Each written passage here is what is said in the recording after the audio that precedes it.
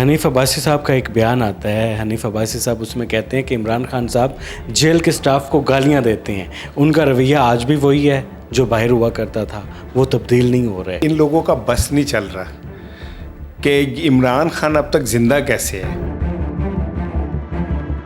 काश वो कहते कि मैं इमरान खान से मिलने को तैयार हूँ पाकिस्तान के लिए, लेकिन वो नहीं कहेंगे।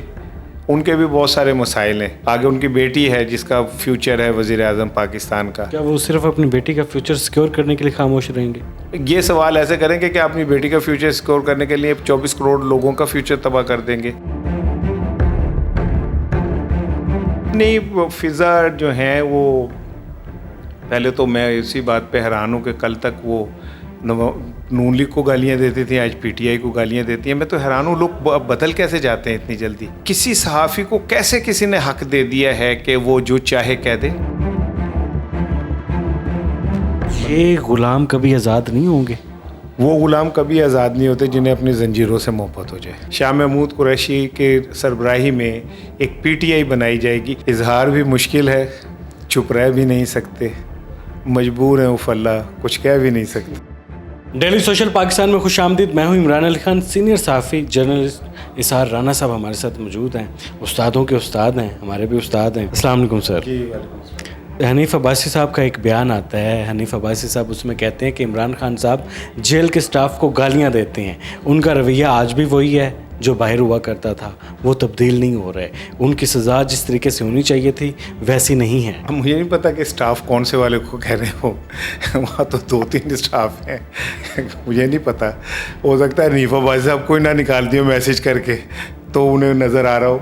लेकिन ये कि इन लोगों का बस नहीं चल रहा कि इमरान खान अब तक ज़िंदा कैसे है और इमरान खान अब तक अपने पैरों पे कैसे खड़ा है। इन लोगों के लिए ये बात मतलब इन्हें हज़म नहीं हो रही, ठीक है ना। तो अब कीड़े निकालने, उसे वैसे सज़ा नहीं मिल रही, वैसे सज़ा नहीं मिल रही। ये शर्म करें, एक वक्त का इंतज़ार करें जब ये वक्त पहिया घूमेगा और इनके गले पड़ेगा। वो तो 2 साल से पैरों पे खड़ा है ना, ये तो 10 दिन नहीं निकाल पाते। 10 दिन लम्बे पै जाते हैं, 10 दिन बाद जाली क्या वाउडा की सुने ना ज़रा वो बयान कि हमने जाली क्या नाम है वो बनाई है नवाज शरीफ साहब के क्या कहते हैं रिपोर्ट्स। इन्हें यार शर्म ही नहीं आ रही। किस धड़ल्ले, किस उसके साथ ये हम लोगों के ऊपर बैठे हुए, और कहीं इनके कहीं इतना सा भी नहीं लग रहा कि इन्हें किसी बात पे कोई शर्म आती है। ये वो उसको वैसे सज़ा नहीं मिल रही, कैसे मिले जैसे नवाज शरीफ साहब को मिली थी कि उनके ड्राइंग रूम साथ सजा होता था जहाँ पे लोग उनसे आके मिलने आते थे, या शहबाज शरीफ साहब को घर से बेड ला के दिया गया था, ये सामने कोठी लेके दी गई थी जो खाना पका के वहाँ पे भेजा जाता था। कह रहे हैं वो जो मर्जी कर लें, ये उसे नहीं तोड़ सकते, अल्लाह उसके साथ है। हमारे मेन स्ट्रीम के दोस्त, हमारे सीनियर सहाफ़ी हमेशा सोशल मीडिया के लोगों को तनकीद का निशाना बनाते हैं कि इनको सहाफ़ती एथिक्स का नहीं पता। जबकि एक टीवी शो में, मेन स्ट्रीम के चैनल में, नेशनल चैनल में एक मेहमान को कहा जाता है कि डोनाल्ड ट्रंप तुम्हारा बाप नहीं है। नहीं, वो फ़िज़ा जो हैं वो पहले तो मैं इसी बात पे हैरान हूँ कि कल तक वो नून लीग को गालियाँ देती थी, आज पीटीआई को गालियाँ देती हैं। मैं तो हैरान हूँ, लोग बदल कैसे जाते हैं इतनी जल्दी। और वो लोग जो स्क्रीन के ऊपर बैठे होते हैं, मैं तो बड़ा हैरान हूँ। मैं तो जो बोल रहा हूँ उसकी कीमत भी दे रहा हूँ, ठीक है ना। मुझे तो मेरा तो इस टाइम मैं दुश्वार ज़िंदगी गुजार रहा हूँ। लोग कैसे थोड़े से उसके लिए अपने ज़मीर को बदल लेते हैं। तो और दूसरी बात यह है कि किसी सहाफ़ी को कैसे किसी ने हक दे दिया है कि वो जो चाहे कह दे। सिर्फ आप नंबर बनाने के लिए, सिर्फ आप क्या कहते हैं व्यूज़ लेने के लिए आप जो मर्ज़ी कह सकते हैं। कोई अखलाकियात कोई चीज़ नहीं है। तो मस्ती खेल ने बिल्कुल ठीक किया जो किया। और वो मेरे पास आई थी इंटर्नशिप करने डॉक्टर फ़िज़ा, और रोज़नामा दिन में मैंने उन्हें ऑन एयर किया था। तो मुझे दुख हुआ कि उन्होंने इस तरह का रवैया अपनाया, उन्हें नहीं अपनाना चाहिए था। सर, सना मस्ती खेल साहब की शख्सियत से सब वाकिफ़ हैं। वो कहते हैं कि उन्होंने बड़े ज़र्फ़ का मुज़ाहरा किया कि माइक उतारा। अगर वो कुछ बोल देते तो एक औरत कार्ड खेला जाता, मामला और ख़राब हो जाता। हाँ, और वो बड़ा आउटस्पोकन है मस्ती खेल साहब जो हैं। उनकी असम्बली में तकरीर, जी असम्बली में आप ऐसे कहते हैं तो भैया तो आप कौन होते, मामे लगे हुए आप। असम्बली उनकी और प्लेटफॉर्म पार्लियामेंट का है किस लिए? क्या जब ख्वाजा आसिफ इमरान खान की फैमिली को या राना तनवीर जो कुछ कह रहे होते हैं इमरान खान के लिए, उस पर भी कभी किसी ने बात की है?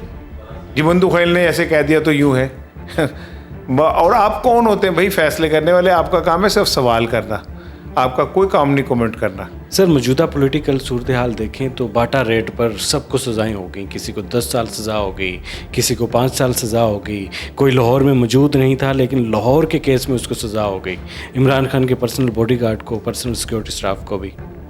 लेकिन इसमें सबसे मज़ेदार बात यह है कि शाह महमूद को नहीं हुई, उनके बेटे को भी सज़ा नहीं हुई। इसकी क्या वजह हो सकती है? मेरा ख्याल है कि पीटीआई में से एक नई पीटीआई बनाने की अब वो आगाज़ होगा। शाह महमूद कुरैशी के सरबराही में एक पीटीआई बनाई जाएगी। अगर ये फार्मूला मान लिया जाए ना कि जी शाह महमूद कुरैशी की तो प्रेजेंस ही नहीं थी वहाँ, तो उनको सज़ा कैसे मिल सकती है? तो फिर ये जो बाकी लोग हैं जो पाकिस्तान भर के अंदर जिनमें मुकदमात और वहाँ उनकी प्रेजेंस है, तो उनकी कैसे हो गई? एजाज चौधरी 7 मई वाले इजलास में थे ही नहीं, उनको सज़ा हो गई। डॉक्टर यास्मीन जो कह रही है कि जी कहने में अंदर ना घुसें, कोई शरारत करेगा उसको सज़ा हो गई। अंदलीब अब्बास जो साथ बैठी थी उसको नहीं हुई। मुराद रास जो नारे लगा रहा था वो बरी हो गया और जनाब अली उमर चीमा जो है उसे सज़ा हो गई। तो ये सारा सिस्टम जो है, आप इस बात को समझें कि शाह महमूद कुरैशी साहब जल्द एक बागी ग्रुप की सरबराही करने जा रहे हैं। तो शाह महमूद कुरैशी साहब जो अभी तक खामोश थे, नायब कप्तान का उनको टाइटल भी दिया गया, तो नायब कप्तान बगावत करेंगे? सौदा महंगा होगा उनका, ये बात याद रखिएगा, बहुत महंगा सौदा पड़ेगा उन्हें। अगर बगावत कर लेते हैं तो पाकिस्तान की सियासत में कितनी बड़ी तब्दीली आएगी? क्या तब्दीली आनी है यार? पीपल्स पार्टी 4 पीपल्स पार्टी बन गई थी, तो उससे क्या फ़र्क पड़ता है? मुस्लिम लीग 4 मुस्लिम लीगें चल रही हैं, काफ लीग, फलां लीग, ये लीग, वो लीग, नून लीग। पीटीआई सब वही है जो इमरान खान है, माइनस इमरान खान कोई पीटीआई नहीं है। जितना मर्जी जोर लगा लें, 200 शाह महमूद कुरैशी बिठा लें, तभी कोई फ़र्क नहीं पड़ेगा। अब होने क्या जा रहा है? क्या ये मौजूदा सेटअप ये चलता हुआ नज़र आ रहा है? कितना अरसा चलेगा, कितना लंबा चलेगा? एक बात तो आप याद रखें कि पीटीआई एक किस्म की कलादम तंजीम करार दी जा चुकी है, ठीक है, और उसे कलादम तंजीम की तरह ही ट्रीट किया जाएगा, जा भी रहा है। आगे वाले सेटअप में मुझे ऐसा लगता है कि शायद वो मौजूदा हुकूमत से भी जान छुड़ा के कोई बेहतर चेहरे ला के बिठाएँ। तो ये अभी इनिशियल स्टेज पे है, लेकिन मेरी सिक्स सेंस कह रही है कि ऐसा होगा। वो बेहतर चेहरे कौन हो सकते हैं? सियासी लोग होंगे, ब्यूरोक्रेट्स होंगे, या फिर दूसरी साइड से लाएंगे? टेक्नोक्रेट की ख्वाहिश बहुत बड़ी है, हमेशा से रही है, तो हो सकता है टेक्नोक्रेट हों को मोहसिन नकवी जैसे कुछ 4-5-7 लोग बीच में शामिल हो जाएं और एक नया सेटअप आ जाए।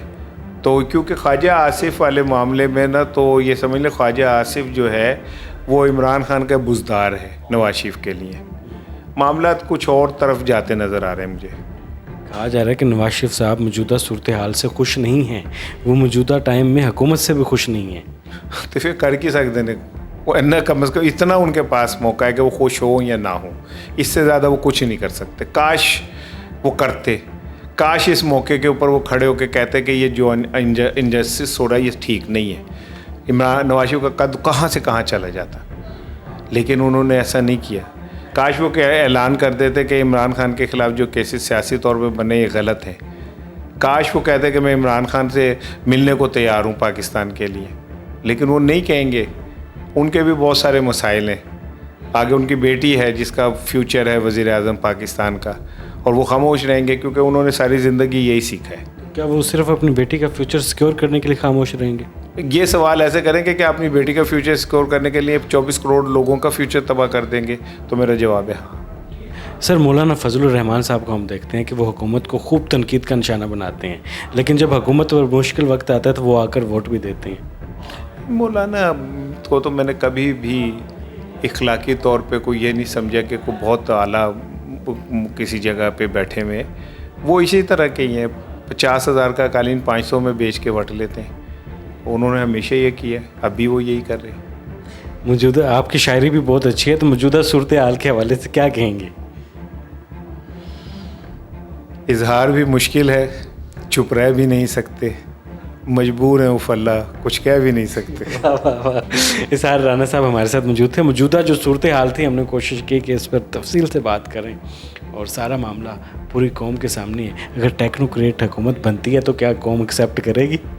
तो अब नहीं किया बस, कौम का क्या है, छोड़े कौम को, कौम कोई नहीं है वो, हम बस गुलामों का ढेर है और कुछ नहीं है। इतनी बुरी हालत कैसे होगी?